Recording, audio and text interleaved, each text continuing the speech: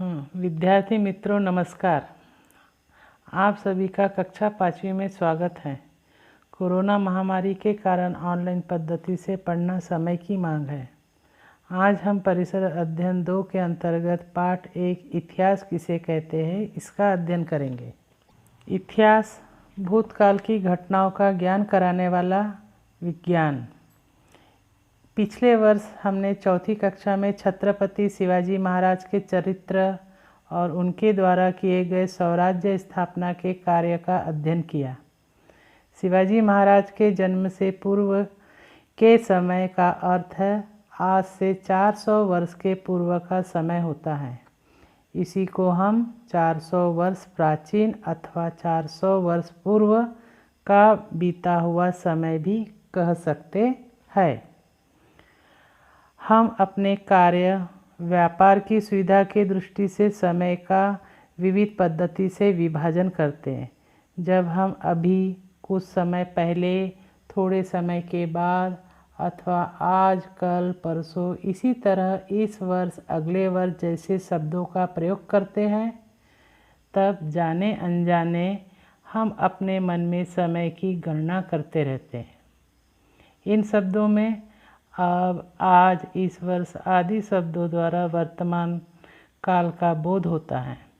कुछ समय पूर्व, कल, पिछले वर्ष ये शब्द भूतकाल को दर्शाते हैं। थोड़े समय के बाद कल, अगले वर्ष आदि शब्दों द्वारा भविष्यकाल का बोध होता है। बीता हुआ समय भूतकाल कहलाता है।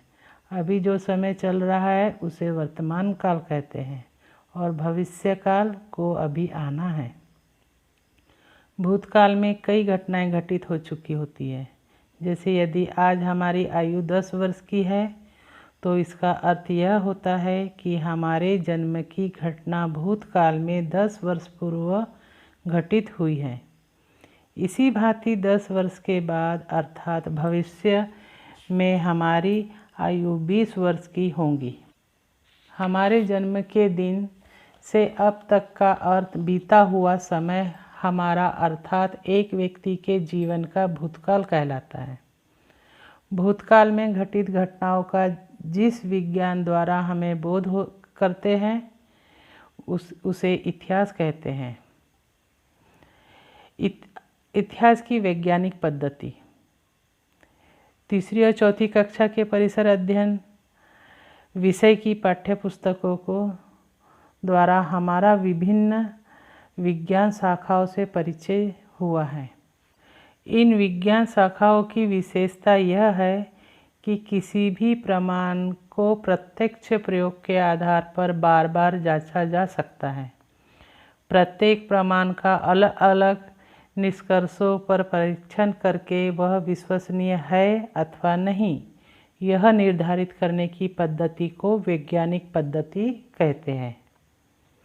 यद्यपि हमें हमारे जन्म के बाद से घटित कई बातें मालूम नहीं होती, फिर भी दादाजी, दादी जी, माताजी, पिताजी, हमारे रिश्तेदार हमारे बचपन की रोचक बातें बताते रहते हैं।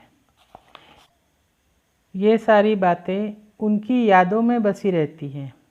एक ही बात की याद अलग अलग लोग बताते रहते हैं। परिणाम स्वरूप उनके बताने में थोड़ा बहुत अंतर पाया जाता है।